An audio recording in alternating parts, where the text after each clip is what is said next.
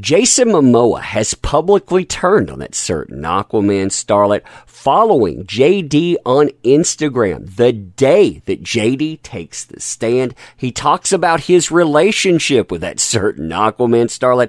Yeah, if this doesn't tell you, number one, Hollywood is turning on that person. Number two, they're out of Warner Brothers right now. Nothing will. I mean, you have to remember that it follows up moves by that certain Aquaman starlet. It also follows up moves by Warner Brothers that you and I were going to talk about today.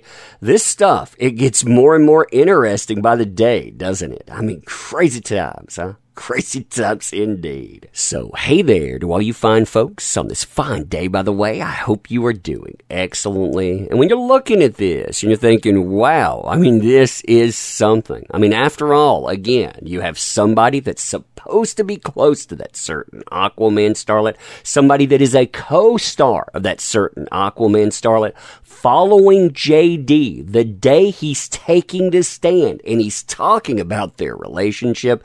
Well, this is just the tip of that proverbial iceberg. See, just a few weeks ago, Warner Brothers very publicly in the courtroom turned on that certain Aquaman starlet as well, putting this document out. I'm going to read certain parts of it because it all fits into that proverbial puzzle. So that certain Aquaman starlet was cast in both the film Aquaman and its sequel, Aquaman and the Lost Kingdom, and was paid for her services on both films per the terms of her contract. So they're telling you, we paid her. She was part of this. Okay, we all know that. She did not suffer any adverse employment action by Warner Brothers in connection with either Aquaman or Aquaman 2 because of any of the allegedly defamatory statements by either JD or Adam Waldman, if you don't know, that's the lawyer for JD, that are alleged in her counterclaim. That would be the counterclaim statement. Her compensation for either movie, Aquaman or Aquaman 2, was not reduced by the counterclaim statement. Now, if you look at that statement there, too, that doesn't say that she didn't have problems. In fact, the way that it words, it does sound like she had some issues, but it says, well, he didn't cause them. That's a big key. Any alleged delay in picking up that certain Aquaman starlet's option for Aquaman 2 was due to creative issues in casting that certain Aquaman starlet in role of Mira for Aquaman 2, which were communicated to her agent at the time. So, they're telling you right here, there were issues with her. We weren't going to pick her up. And that's true, by the way. They didn't exercise the clause in her contract to pick her up until 2 weeks before it was going to expire.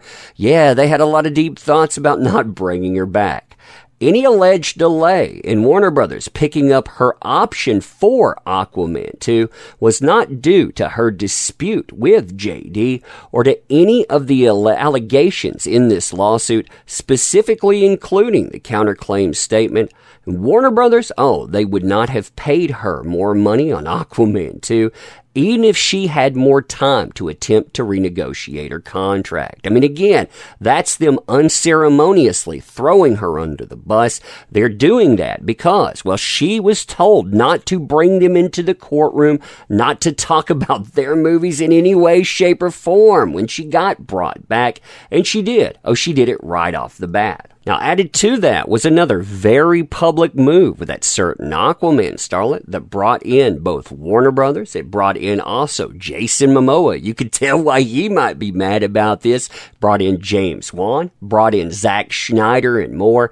And this was the evidence exhibit list. There's 85 pages of note listings on here. You'll notice right at the top, Aquaman starts coming up. Again, she wasn't supposed to be bringing Aquaman into the courtroom. She wasn't supposed to be bringing Warner Brothers into the courtroom. Well, guess what? She does it not once, not twice, but dozens and dozens of times. You can see listings here, Aquaman, Aquaman, and then when you start going through the list, you find other things in it as well. You find emails from people that are positioned within Aquaman 2. You have agents, you have people that are in the hierarchy, the positions of prominence, and then you start having the texts that come in as well.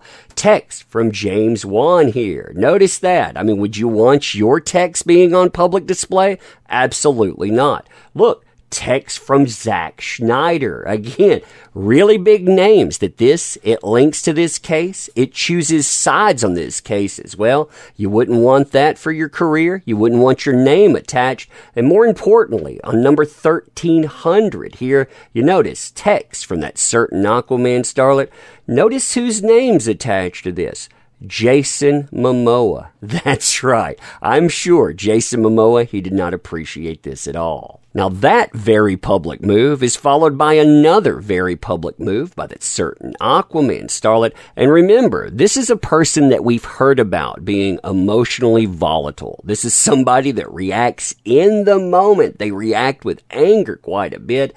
I heard that a lot of things, they were taking place behind the scenes, because of course, a lot of people are not going to be happy about being listed in this. They're not going to be happy about being drugged into the courtroom. So you have that certain Aquaman starlet. She unfollows Jason Momoa. She also unfollows the very movie that she's attached to that hasn't come out yet.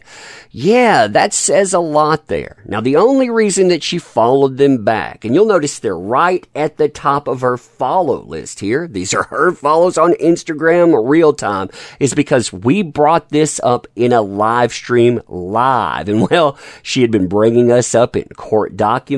I know that there are people that are attached to her or her herself that follow everything that we were doing before the court case. So yeah, she decides she's going to follow them back, but too little too late. Message, it is received loud and clear. Then yesterday, while JD is on the stand in Virginia talking about his relationship with that certain Aquaman starlet, you have the move of all moves that, again, think about what this signals here. You have Jason Momoa follow the man. It's telling you that Hollywood, they're tired of that certain Aquaman starlet. They know exactly who that person is, but more importantly, they know who JD is. They knew who he was for quite some time. They banished him to the proverbial wilderness. They pushed him out because of the word of somebody.